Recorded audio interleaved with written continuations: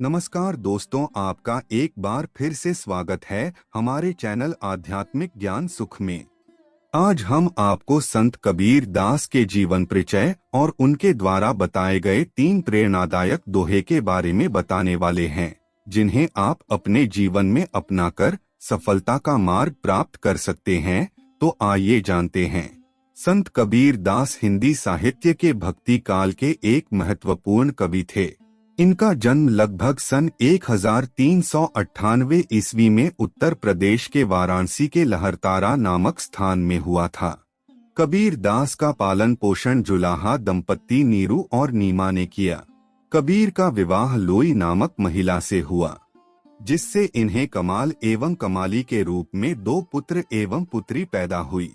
कबीर दास वैष्णव संत आचार्य रामानंद को अपना गुरु बनाना चाहते थे, लेकिन उन्होंने कबीरदास को शिष्य बनाने से मना कर दिया। कबीर अपने मन में यह सोचते रहते थे कि स्वामी रामानंद को हर कीमत पर अपना गुरु बनाऊंगा। इसके लिए कबीर के मन में एक विचार आया कि स्वामी रामानंद जी सुबह 4 बजे गंगा स्नान के लिए जाते हैं, तो मैं भी उनसे पहले जाकर गंगा किनारे बनी सीढ़ियों पर लेट जाऊंगा, और उन्होंने ऐसा ही किया।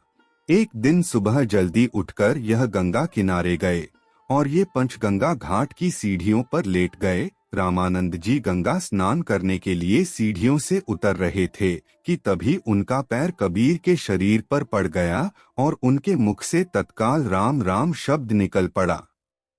उसी राम शब्द को कबीर ने दीक्षा मंत्र मान लिया और रामानंद जी को अपना गुरु स्वीकार कर लिया।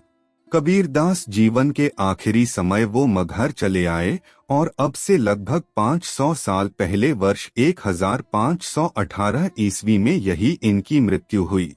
महान कवि संत कबीर दास 15वीं सदी के रहस्यवादी कवि माने जाते हैं। कबीर भारतीय समाज में एक विचारक और समाज सुधारक थे। आज भी उनकी सीख पाठ्यक्रमों में शामिल है।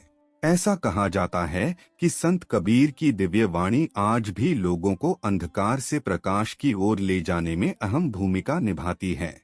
उनके वह प्रेरणादायक दोहे जो आपके जीवन को सही राह दिखाकर सफलता के मार्ग पर ले जा सकते हैं, तो आइए जानते हैं। पहला मार्ग है, तिनका कभुर ना निंदिए जो पावन तर होए। कभुर उड़ी आखिन पड़े तो पीर घनेरी होए। अर्थ, इस दोहे में संत कबीर दास कहते हैं कि मनुष्य जाति को कभी भी एक छोटे से तिनके की भी निंदा नहीं करना चाहिए, क्योंकि ये उड़कर अगर आपकी आंख में चला गया तो असहनीय दर्द देगा। अर्थात कभी किसी भी व्यक्ति की बुराई न करें। धन दौलत कपड़ों से लोगों को कभी नहीं आंकना चाहिए, नहीं उनका उपहास करना चाहिए। जीवन में किसी को कमजोर न समझें, क्योंकि वक्त पलटते देर नहीं लगती। आपके अच्छे विचार और व्यवहार ही सफलता की पहली सीढ़ी होते हैं। दूसरा मार्ग है, धीरे धीरे रे मना धीरे सब कुछ होए। माली सींचे 100 घड़ा ऋतु आए फल होए है मन। अर्थ, संत कबीर कहते हैं कि समय के साथ सभी कार्य पूरे हो जाते हैं, बस धैर्य का साथ कभी न छोड़ें। यदि कोई व्यक्ति एक ही दिन में 100 घड़े किसी पेड़ में डाल देगा, तब भी फल तो समय आने पर ही लगेंगे। धैर्य मनुष्य की समझदारी का प्रतीक है। हड़बड़ी में या अति उत्साहित होकर काम बिगड़ जाते हैं, इसलिए धीरज बनाए रखें। मेहनत से किया काम कभी खाली नहीं जाता।